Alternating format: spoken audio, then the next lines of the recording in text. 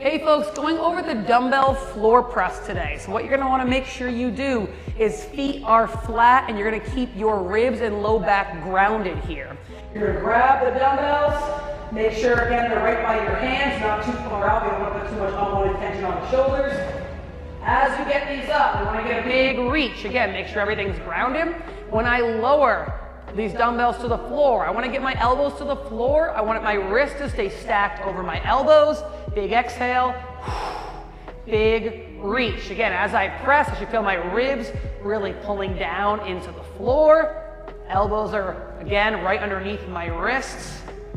And then I hug that back into the chest, right down by my sides and roll up. One of the things we see a lot is that people get really, really wide when you do these. Some people might have a more comfortable angle there, but generally want to see a little bit more down to about that 45, give or take. Another thing we'll see a lot is that when people lower the dumbbells, they'll start to get really inside of their elbows. Really try to make sure you keep that good stack of wrist over elbows as you push.